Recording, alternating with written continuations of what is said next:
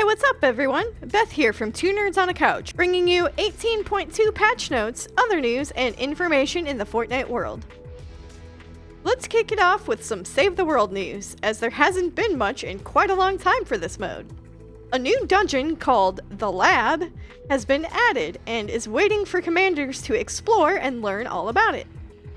The lab looks to have some background story on Chaos Agent, Husk incubators, and much more.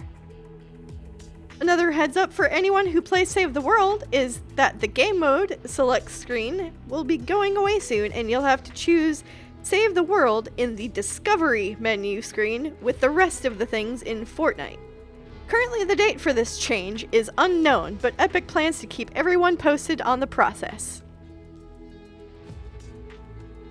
New in the world of Fortnite Creative with this 18.20 update are the character devices, Switch device, Signal remote and manager device, and various updates to existing items and functions.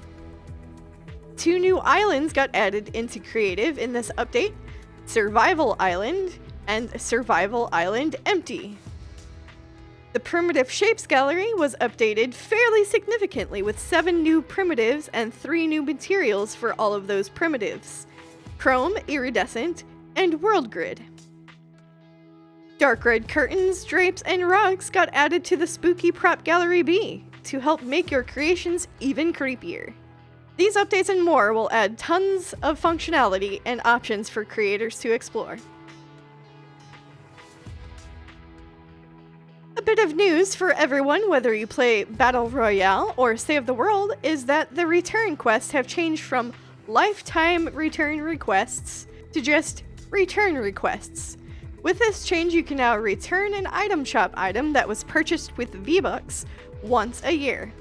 Everyone was given a new return item token that will be refreshed in 365 days from the most recent return request. These return requests have to be made within 30 days of the item purchased. Battle Pass levels, loot llamas, which are in Save the World, and bundles purchased with regular money, or real money, are not returnable. So spend wisely.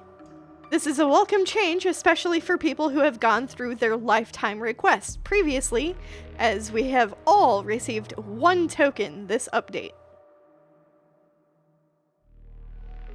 Combat. There are new war effort billboards around the Battle Royale island. It's time to vote for the Combat SMG to come into Battle Royale. Here are some of the stats for both the Combat Assault Rifle and the Combat SMG. These are touted to have a tighter bullet spread, but have a higher kickback than some of their counterparts. But both have a decent amount of power. Be sure and visit these new billboards and vote for the Combat SMG. By the way, this means that the JB Chimpanzee quests have been fully re-enabled.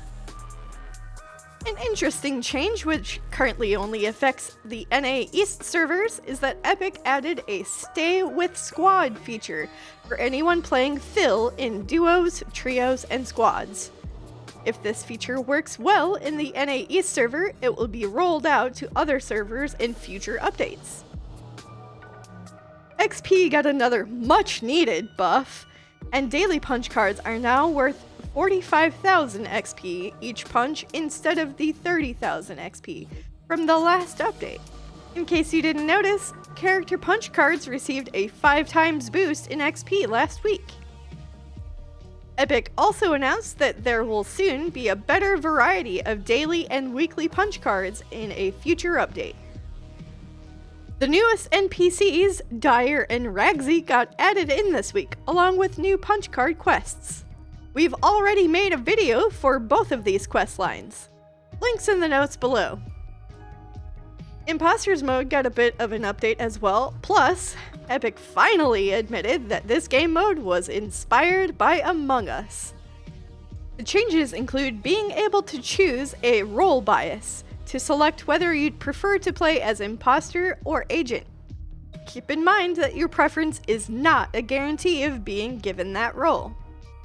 Communication in the voice chat mode got buffed, as they added open chat, plus a split channel between players who have been eliminated and those still doing tasks. You can now fully discuss who the imposter is or deceive others in this voice chat mode.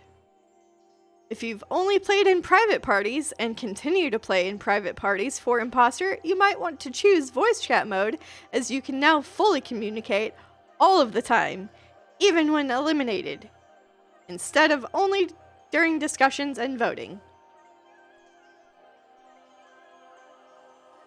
As with any update, there are a few bugs and glitches that can slip through the cracks. Some of these bugs are hilarious, and others are downright frustrating and confusing. One of these bugs is a display bug that is incorrectly displaying stage 5 out of 5 in Dyer's questline as purple with purple text. Not sure if this has been addressed by Epic yet, but it could be confusing for players. Another of the glitches that made it through this update, the storm device set up by Minus well over 16 months ago, might be to blame, but it was probably not intended. The storm has been damaging players for random amounts that are completely different from the amounts we've had before.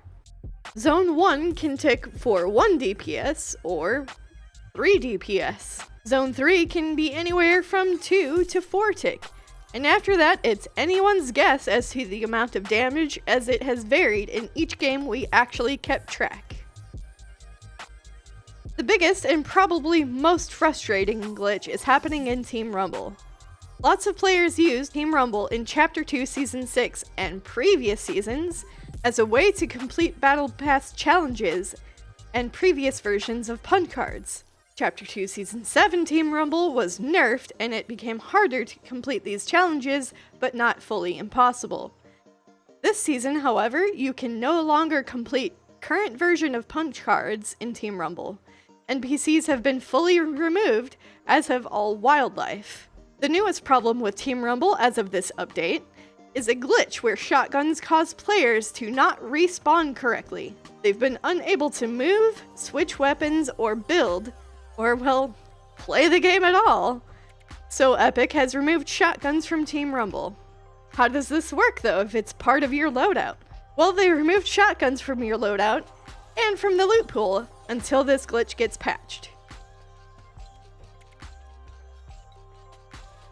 On to some of the map changes. Dr. Sloan and her IO cronies have been slowly making their way south and have now turned towards Retail Row. Are they going to the redacted bunker? Are they going to the grotto? Are they going to take over the former holiday store in Retail Row that Ghost and Shadow once occupied? Why have they hauled those bits of crashed mothership? I guess we'll find out soon. Possibly 18 days from the recording of this video. Various gnomes throughout the island are leaving? On boats? Where are they going and why? The biggest and most lightning-y news is that the golden cube has made its way to the very center of the map and has begun hovering, much like they did when awakening 6 of the purple cubes. Is Goldie awakening a massive cube that's been hiding under our Chapter 2 island? Or is she zapping the 0 point? Or is Goldie perhaps luring the broken bits of the busted spire into something? We are excited to find out whenever that happens. Well, that wraps up this session of patch notes and news for the Fortnite world. If we left anything out, please let us know in the comments down below. And if you enjoy these kinds of videos, be sure and hit that subscribe button, and perhaps use code TwoNerdsOnACouch in the item shop for any of the items you see in this outro and beyond. It really does help us out a bunch, so we are grateful for all of your support. Thanks again, and we'll see you in the next video.